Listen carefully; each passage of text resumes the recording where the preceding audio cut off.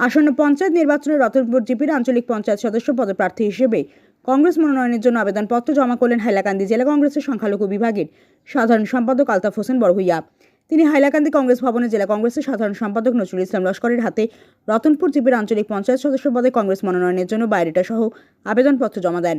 আবেদনপত্র জমা দিয়ে জেলা কংগ্রেসের সংখ্যালঘু বিভাগের সাধারণ সম্পাদক তথা বিশিষ্ট সমাজসেবী আলতাফ হোসেন বড়ভূইয়া সাংবাদিকদের মুখোমুখি হয়ে বলেন, রতনপুর জিপির ভোটার জনসাধারণের দাবির পরিপ্রেক্ষিতে তিনি কংগ্রেস টিকিট চেয়ে জেলা কংগ্রেসের আহ্বানে সাড়া দিয়ে নিজের বায়োডাটা সহ আবেদনপত্র জমা দিয়েছেন। বিগত পঞ্চায়েত নির্বাচনে তিনি রতনপুর জিপির আঞ্চলিক পঞ্চায়েত সদস্য পদে প্রতিদ্বন্দ্বিতা করে সামান্য ভোটের ব্যবধানে তিনি পরাজিত হয়েছিলেন। রতনপুর জিপির জনগণের অফুরন্ত ভালোবাসা এবং সমর্থন পেয়ে তিনি যথেষ্ট ভোট লাভ করেছিলেন, কিন্তু ভাগ্যের নির্মম পরিহাসে তিনি জয়ী হতে পারেননি। বর্তমানে তার ফিল্ডের অবস্থা অত্যন্ত ভালো। রতনপুর জিপির জনসাধারণের কাছ থেকে তিনি যথেষ্ট সাড়া পাচ্ছেন। এবারের নির্বাচনে রতনপুর জিপির আঞ্চলিক পঞ্চায়েত পদে তার জয় নিশ্চিত বলে দাবি করেন আলতাফ। ইতিমধ্যেই কংগ্রেসের টিকিটের জন্য তিনি আবেদন করেছেন। কংগ্রেস দলের একজন সক্রিয় কর্মী হিসেবে দলের প্রতি তার অগাধ বিশ্বাস এবং আস্থা রয়েছে। দল অবশ্যই বিবেচনা করবে বলে আশা প্রকাশ করেন আলতাফ। ভোটে নির্বাচিত হয়ে জনগণের উন্নয়নের স্বার্থে কাজ করার প্রতিশ্রুতি দেন এবং সকলের দোয়া আশীর্বাদ কামনা করেন কংগ্রেস নেতা আলতাফ হোসেন বড়ভূইয়া। আলতাফ হোসেন বড়ভূইয়া, আমার জিপি রতনপুর। আমি রতনপুর জিপি থেকে আঞ্চলিক পঞ্চায়েত সদস্য হিসাবে ভারতীয় জাতীয় কংগ্রেস দলের দলীয় মনোনয়ন হওয়ার লাগে আজকে মনোনয়ন দিলাম। যেহেতু আমরা দলে মনোনয়ন প্রত্যাশী যারা এরারে আবেদন করার লাগে ডাকিছে লাগিয়া আমি আজকে দিলাম। আমি কংগ্রেসী মানুষ, কিন্তু দলীয় যেগুলা নিয়ম নীতি ওগুলা পালন করার লাগে আমি আজকে দলীয় মনোনয়ন জমা দিলাম। আমি কংগ্রেসের মাইনরিটি সেলের জেনারেল সেক্রেটারি।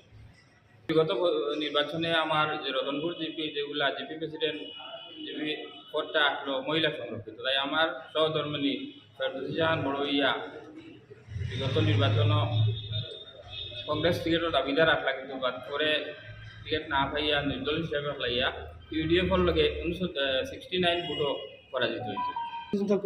ইনশাআল্লাহ বা দলের কর্মী যারা সকল লগে যোগাযোগ আছে, দলীয় কর্মী হিসাবে পুরা আশাবাদী যে আমি টিকিট পাইব। কারণ বিগত লোকসভা নির্বাচন বোঝা গেছে যে আমরা কংগ্রেসি বা কংগ্রেসি না। এখন তো বিচ্ছাপ ইয়া দাবি দিতে এটা দিতা ঠিক আছে, আমরা দল মানুষ বাড়িত, কিন্তু নিশ্চয়ই আমরা আমরা দলীয় কর্মী চাইয়া টিকিটটা দিব। আর দলীয় কর্মী চাইয়া যদি টিকিটটা দেয় বা ফিল্ড ভেরিফিকেশন করিয়া দেয়, ইনশাআল্লাহ আমি টিকিটটা পাই পুরা 100% আশাবাদী। কারণ দেখেন আমার বিশেষর যে রতনপুর আমার যে রতনপুর জিপি আছে, আপনার খবর লাগাইলে হইবা পুরুষ লোক ভোট যেভাবে পাই মহিলা ভোট, কারণ আমার লাগিয়া মহিলা হলেরও বার গিয়ে আইব, এটা আপনারা তদন্ত করলে পাইবা। কারণ আমার বিশেষে আমার রতনপুর জিপির মহিলা স্বাবলম্বী গ্রুপ নিয়ে কাজ করে, প্রায় 14টা 10 জনের গ্রুপ আছে, এগুলোর মাধ্যমে মহিলা হলে খুব বেশি সম্পর্কিত। আর আমি বিগত নির্বাচনে হারলেও আমি যে ভোটের পরের দিক থেকে আমি জনসাধারণের সঙ্গে যোগাযোগ ছিলাম এবং আছি এবং থাকবো। মাধ্যমিক বা উচ্চ মাধ্যমিকের পর কম্পিউটার শিখে নিজের ভবিষ্যৎ গড়তে চান? তাহলে আর দেরি না করে আজই চলে আসুন ভারত সরকার অনুমোদিত আইএসিটি কম্পিউটার প্রশিক্ষণ সেন্টার, স্লুইজ গেট বাজার, পূর্ব কাঁটিগড়াতে। বর্তমানে আমাদের এখানে ভর্তি প্রক্রিয়া চালু হয়েছে।